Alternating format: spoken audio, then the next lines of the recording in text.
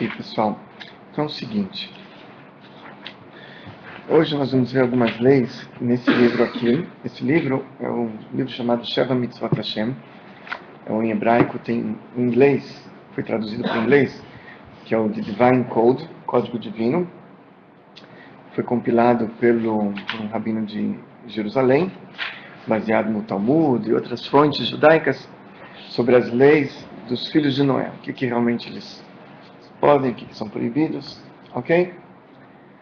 Muito bem, então a gente vai ver hoje, primeiro de tudo, uma introdução. Como é que começou a idolatria no mundo? Quem inventou essa idolatria, né? Deus criou Adão, se apresentou para Adão, sou eu. De onde surgiu? Então, ele traz aqui que o primeiro idólatra foi um neto do Adão. O nome dele era Enosh. Eu vou contar a historinha, talvez depois a gente pode acompanhar um pouquinho aqui dentro, na linguagem do Maimônides. Enosh era um homem muito sábio, muito inteligente. Ele olhou para o céu e ele viu que quando a lua está cheia, só a maré está alta ou a maré está baixa, aí tem peixe. E ele viu que quando o sol está nessa época do ano, outono, primavera, enfim, então é bom para plantar certo tipo de espécie, certo tipo de planta. E ele começou a perceber que o sol, a lua, as estrelas, tem uma influência sobre tudo que tem aqui embaixo. E ele, na sua imaginação, ele achou que Deus, ele criou o mundo, e se ele não negava, Deus foi aquele que criou o avô dele, o Adão, mas que o mundo é muito complexo, Deus criou um mundo com infinitas particularidades, e ele achou na sua imaginação, ele errou e pensou que, ele chegou à conclusão errada, de que Deus, são muitas particularidades para Deus cuidar disso tudo. Então ele botou uns dirigentes, uns diretores nessa grande empresa. Deus é o presidente e tem os diretores, então tem o diretor da água, o diretor do fogo, o diretor disso, aquilo, que cada estrela dirige uma parte. E ele então achou que se Deus criou um diretor para isso, se ele for amigo do diretor, ele vai receber mais créditos, se funciona numa empresa, talvez, né? Você é um funcionário, você não reporta direto ao presidente, você tem seu supervisor, você tem seu gerente, seu diretor. Se você estiver perto dele, você vai ser beneficiado. Assim ele imaginava. Então ele começou a servir as estrelas, a lua, o sol, e todo o restante. Fazia sacrifícios para essas estrelas, para o sol. E não que ele negava a Deus no primeiro momento, mas ele achava que a lua, o sol e as estrelas têm uma influência, e que eles teriam um livre-arbítrio para dar para esse e não dar para aquele. Assim começou a idolatria. No início ele não negava a Deus, ele achava que tinha outras entidades que tinham uma força especial, e Deus deu para eles o livre-arbítrio de fazer o que eles quisessem. Passando o tempo, esqueceram já de Deus, ficaram só com as estrelas. E aí foi um nível de idolatria mais profundo ainda, mais ruim, mais grave, certo? Até que praticamente quase foi esquecido o nome de Deus na Terra. E assim foi, somente algumas pessoas especiais ainda se lembravam de Deus, acreditavam nele, como Matusalém, Enoque, Noé, e assim por diante. Até que chegou Abrão, e ele então começou a pensar, começou a refletir nisso tudo, começou a estudar e pesquisar, e ele chegou à conclusão outra vez verdadeira, que veio desde o Adão, que só existe realmente um Deus que criou os céus e a terra, e nenhuma das outras forças da natureza que existem, e nenhuma outra criação, incluindo sol, luz, estrelas, eles não têm nenhum livre-arbítrio, nenhum poder para influenciar nada aqui embaixo. Tudo depende única e exclusivamente de Deus, e todas essas outras forças, como o sol e a lua e as estrelas, eles são somente canais que Deus criou para se comunicar com a gente aqui embaixo, para trazer a bênção e assim por diante. Então, por exemplo, uma pessoa ela quer acender a luz, aperta o interruptor. Alguém pode falar que foi o interruptor que acendeu a luz? Óbvio que não. É Deus, é a pessoa que apertou o botão. Mesma coisa, Deus ele quer mandar alguma bênção, alguma coisa. Existem canais, sol, luz, estrelas, mas aquilo é como se fosse um interruptor, não tem livre-arbítrio. Existem mecanismos mais elevados ainda que o sol e a lua, as estrelas, como a gente viu nas aulas de Kabbalah, que são os anjos, que são acima disso, que são as sefirot, os atributos espirituais que existem nos mundos espirituais. Mas tudo isso não tem nenhum livre-arbítrio, não tem nenhum domínio sobre nada, eles são só canais que Deus criou para a bênção, para as energias chegarem aqui embaixo. Vamos ver isso tudo na linguagem do Rambam, do Maimonides, ok? Então eu vou traduzir, vou traduzir para vocês. Bom, Maimonides ele traz como é que foi o erro da geração do Enoque, de Enosh. Enosh é Enoque? Não, como é que fala em português? Neto do Adão. Cláudio, sabe como é que é? Não? Enos. Enos. Uhum. Então, ok, ótimo. Então, foi a geração de Enos que ele errou. Enoque é Hanor, é o outro, né? Acho que é a 7ª geração. Tem um Enosh e tem um Hanor. Então tem o Enos e tem o Enoque. Então esse é o Enos, a 3ª geração. O neto do Adão. Então eles erraram um grande erro, fala Maimonides. Mesmo os grandes sábios, eles erraram naquela época. Eles acharam que já que Deus criou estrelas e criou outros mecanismos celestiais, eles acharam que isso era para conduzir o mundo, e colocou no firmamento lá em cima, e deu para eles um certo tipo de honra, de kavod, de honra. E já que essas lua, estrelas, etc., são serventes que servem em cima, que servem a Deus, então a gente deve elogiá-los e devemos então louvá-los e dar para eles bastante honra. Eles acharam que essa era a vontade de Deus, como por exemplo um rei, que ele quer que as pessoas deem honra para os seus ministros, né? Todo rei quer que seus ministros sejam honrados e assim por diante.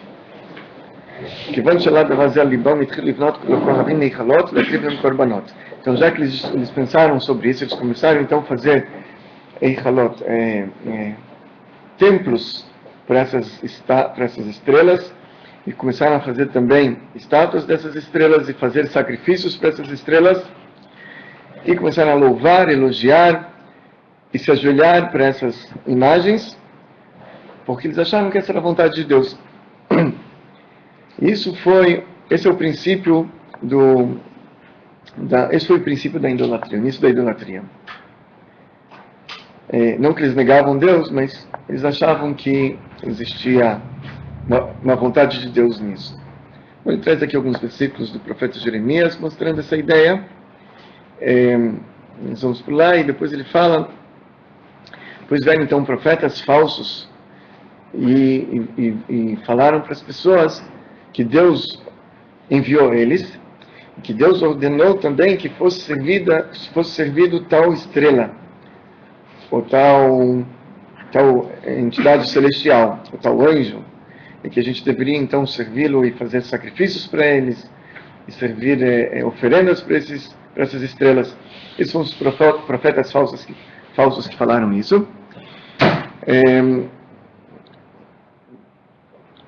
E eles inventavam também alguma imagem que eles tinham em mente, esses profetas falsos, e falavam que essa é a imagem de tal estrela, ou de tal ente celestial, e que isso foi transmitido a ele por profecias.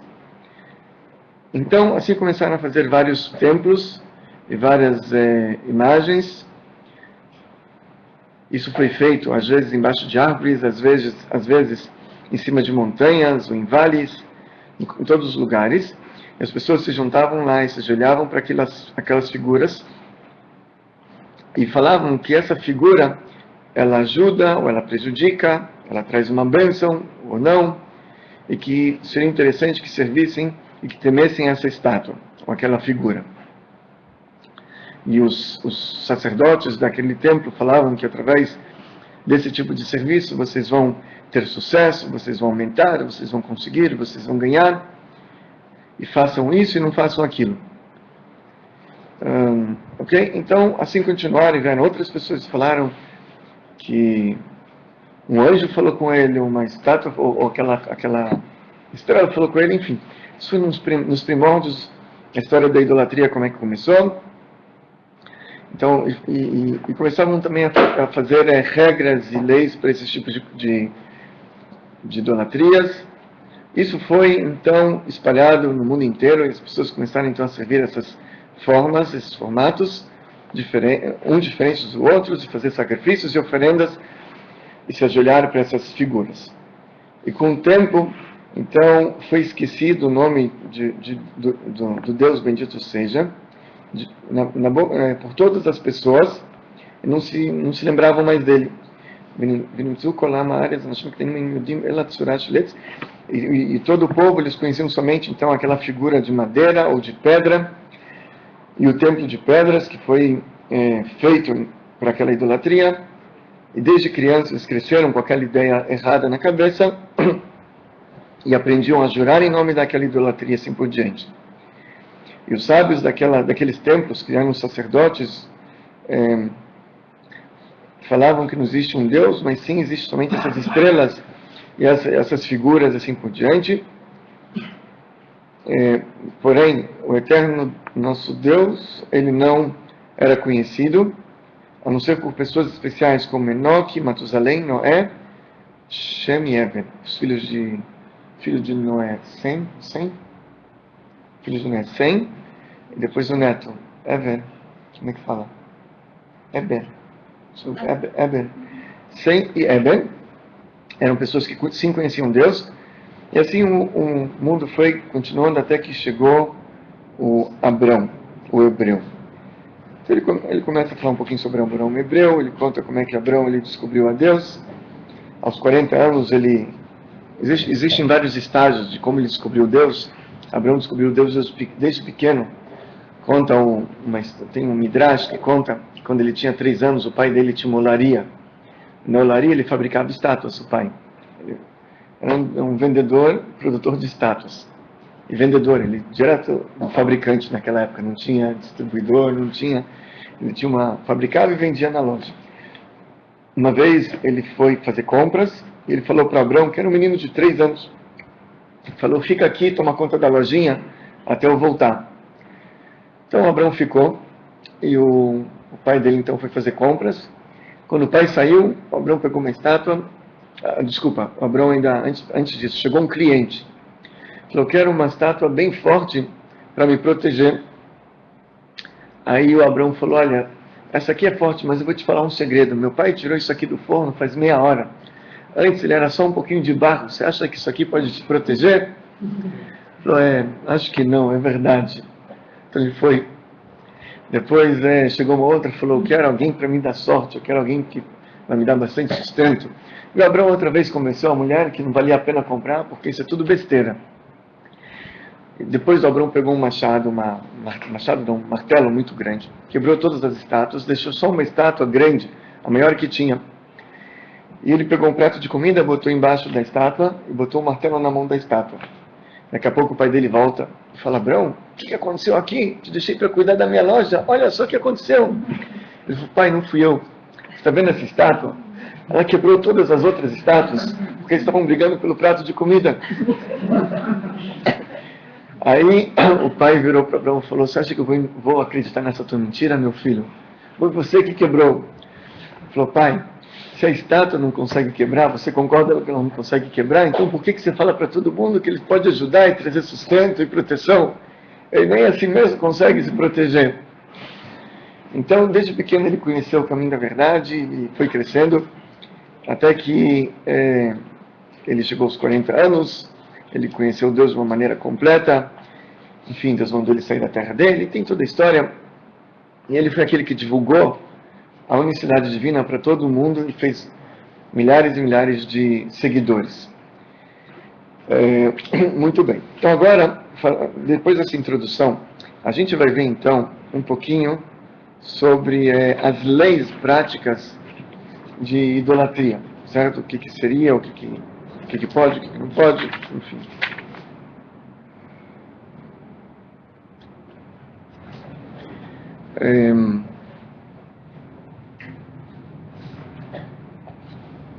Bom, a principal ordem referente à idolatria é que a pessoa não deve servir nenhuma outra criatura, nenhum anjo, nenhum ser celestial, nenhuma estrela, nem nenhum dos 4 elementos que Deus usou para criar o mundo. Está escrito na Kabbalah que Deus primeiro criou 4 elementos básicos: fogo, água, terra e ar. Com esses elementos ele criou o mundo inteiro. Não o fogo e a água que a gente conhece, é algo mais antes disso. Mas, de uma maneira ou outra, você não pode servir nada, e nenhuma outra criatura também. Mesmo que a pessoa saiba que Deus, que o Eterno é o Deus verdadeiro, mesmo assim não pode servir uma outra entidade, uma outra coisa. Somente um Deus único. Viu o Veda Nivrazel, Derech Shabbat Enosh, Shidorot Hilai, mesmo que ele sirva, não da mesma maneira como Enosh, ele serviu as suas estrelas. Não que ele negava a Deus, mas que ele acredita que Deus deu forças especiais para aquele ser, e que aquele ser pode, pelo livre-arbítrio dele, te trazer coisas boas ou te prejudicar, ou coisas assim. Ok? Então, uma pessoa que faz isso, então isso é idolatria. É isso que está escrito na Torá, em Deuteronômio 4. O Pentisai Necha Shamayim, talvez você vai levantar seus olhos aos céus. Você vai ver então só a lua, as estrelas e todos os hostes celestiais. Você então vai se afastar e vai se ajoelhar para eles. E vai servi-los. Mas servir essas entidades, essas hostes celestiais que Deus colocou nos céus para servir a todos os povos. Então ele traz aqui no Deuteronômio para que isso não seja feito. Ok? Ou seja, você não pode então se enganar e ter no seu coração de que eles são intermediários entre você e o Eterno nosso Deus. Ou seja, não só você não pode acreditar que eles têm algum poder, um livre-arbítrio para te fazer o bem ou o mal. Então, mais ainda, mesmo que você não acredite que eles têm, mas você coloca ele como intermediário entre você e Deus, coloca ele como advogado para defender você lá em cima, pedir para Deus ou coisas assim, então também isso não pode ser feito. Certo?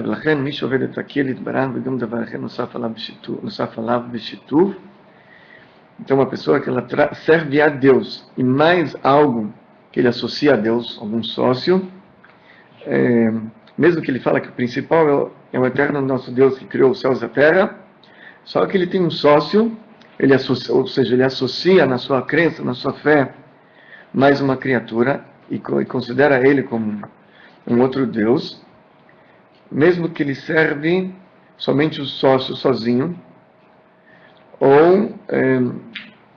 ou que serve os dois ao mesmo tempo, então isso também é considerado idolatria.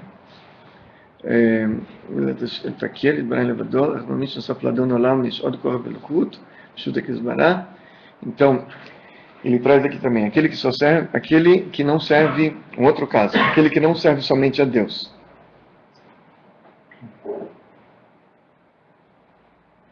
Ou seja, aquele que acredita que só tem um Deus, mas ele acredita, como falamos, que Deus deu poderes a mais alguma outra entidade, com livre-arbítrio para essa entidade optar para quem ele vai fazer o bem ou o mal. Então isso é chamado de shituf, ou seja, uma associação, uma sociedade. Existem 2 níveis: aquele que acredita que somente existe aquele que acredita que tem 2 deuses, isso é idolatria. E tem um outro que acredita que tem um Deus, mas que existe uma outra entidade que Deus deu para ele poderes também. Isso é uma sociedade, uma associação.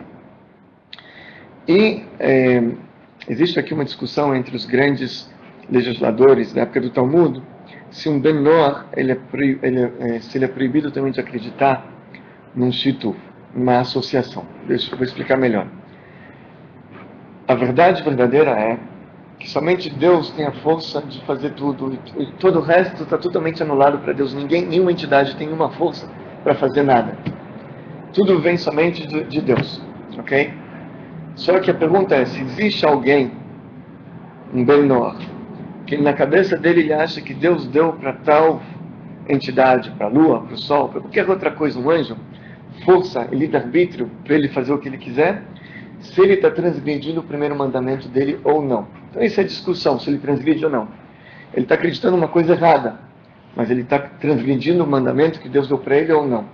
Então isso é questionável. Existem alguns que falam que ele está transgredindo, existem alguns que falam que não. Ele tem que acreditar num Deus único que criou os céus e a terra, mas ele não é proibido se ele quiser acreditar que existe alguma outra força, alguma outra entidade que Deus deu força para aquela entidade, algum anjo, coisa assim. Apesar de que ele está errando, ok? Então existe uma discussão, se pode ou não. É claro que, com certeza, quando a gente estuda, a gente aprende, a gente sabe que só existe realmente uma força que é Deus e todo o resto não é nada.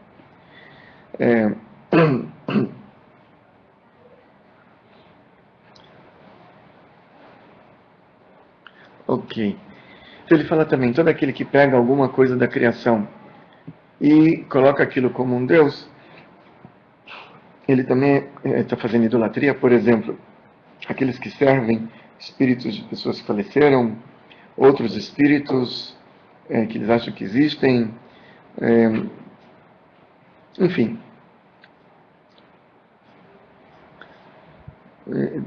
Que até você ele dando palavras eu vejo Adam Shikola ele corrota até no dia aquele que são todo aquele que serve qualquer força da natureza e coloca aquilo como um Deus, isso é uma idolatria. Ok.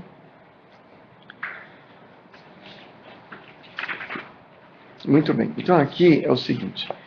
Isso é a proibição básica de não fazer uma idolatria. Agora existem também proibições que foram fixadas pelos sábios para que a pessoa não chegue a servir, não chegue a fazer uma idolatria. Por exemplo, se a pessoa ela for muito num local onde todos são idólatras, ela pode acabar sendo, como se chama, influenciada por essas pessoas e passar a ser uma delas também. Então, os sábios proibiram a pessoa frequentar cultos e outras coisas assim, que eventualmente podem levar ele a fazer idolatria. Então, vamos ver aqui como é que funciona. Um Benor, eu acredito que ele é confrontado com esse tipo de problemas. Porque muitos, por exemplo, têm um casamento do irmão num lugar que é um lugar de idolatria. Ele é convidado. Será que ele pode ir lá ou não? Tem imagens, pessoas têm rezas, tem pessoas se ajoelham. Então, ele pode ir num lugar desse ou não pode? Como é que fica? De um lado, ele vai num lugar idólatra. Talvez não poderia.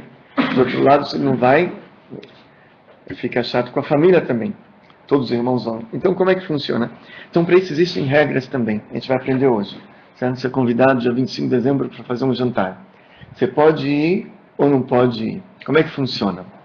Toda a tua família faz e você, né? Então, vamos ver aqui como é que funciona.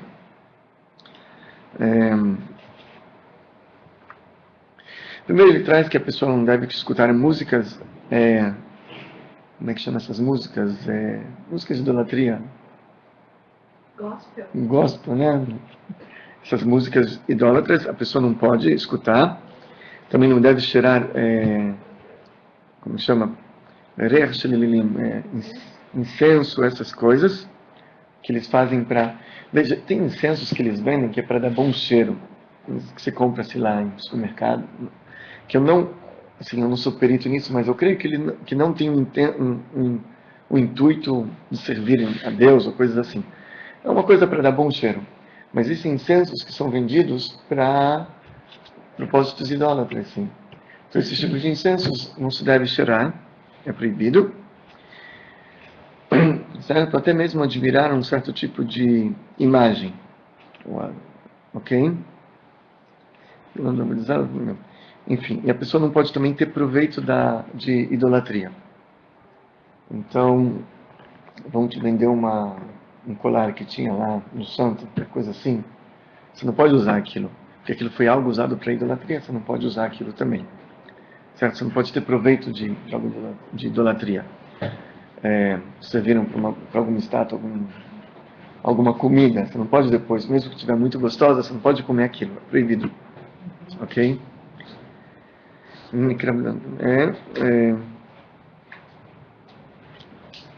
Ok. E o correto também seria não entrar num lugar de idolatria, uma casa idólatra. Ok? Oi. Por exemplo, eu tenho uma pulseira que eu ganhei da minha mãe e do meu pai quando eu era bem pequenininho.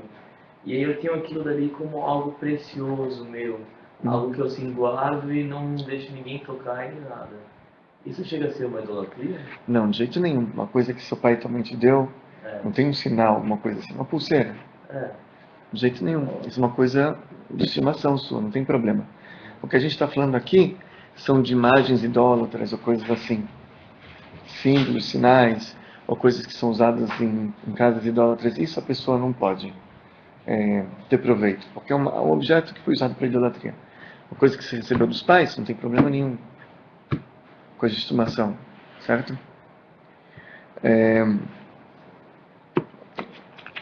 Ok, agora, então correto também ele não entrar numa casa idólatra. Agora, acontece, por exemplo, que a pessoa, ele, sei lá, está na faculdade, então o professor vai mostrar a arquitetura da basílica, não sei tal. Então, como é uma coisa profissional, ele não está indo para fazer uma reza ou para... Então, isso ele pode, não existe proibição. Nesse caso, ele pode ir. Você está estudando música e tem uma das matérias da faculdade, sei lá, é um tipo de música idólatra, ele pode escutar também esse tipo de música, porque é algo profissional, ele não está servindo, não tá rezando, não tem problema, ok? Ele pode escutar para aprender. Ok, então aqui é o seguinte, agora vamos ver o que acontece em casamento. Então te convido para um casamento, ok?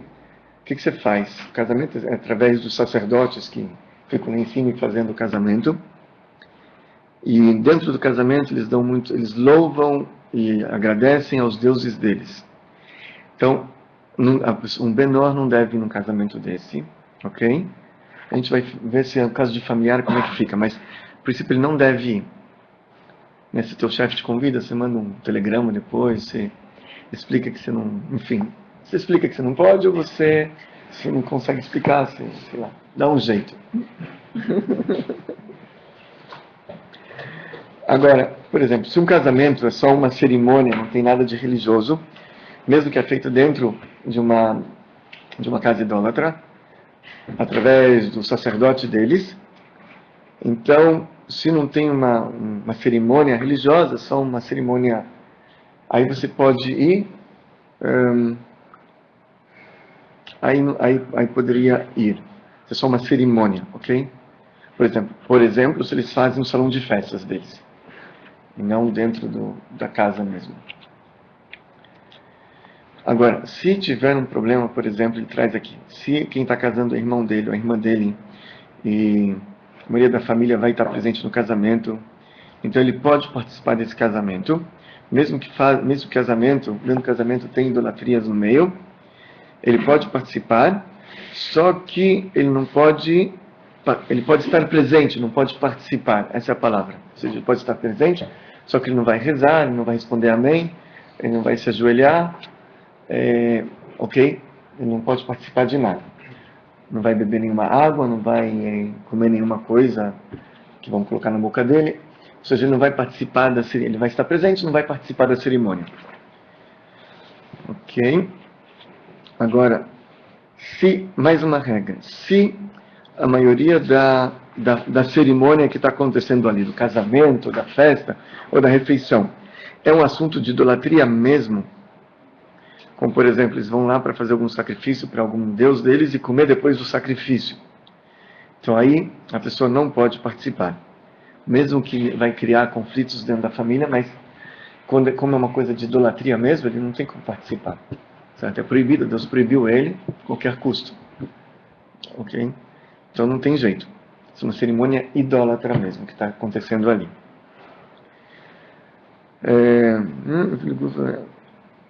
Ok. Também não pode participar, mais uma regra, de uma cerimônia que colocam a criança ou o jovem dentro da religião deles. batismo, né? Chama alguma coisa assim, debutantes, né?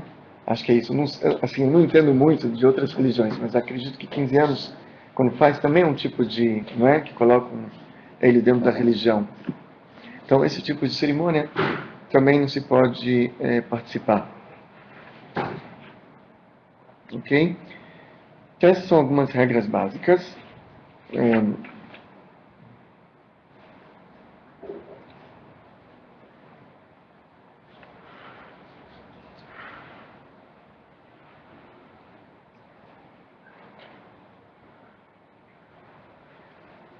Ok.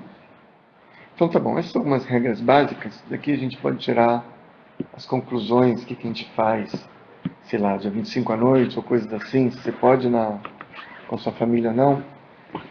Então, a princípio, eu não sei, dia 25 à noite não é uma cerimônia idosa, quer dizer, não sei exatamente o que se faz, mas o que o pessoal faz dia 25? Se janta com os amigos, não é?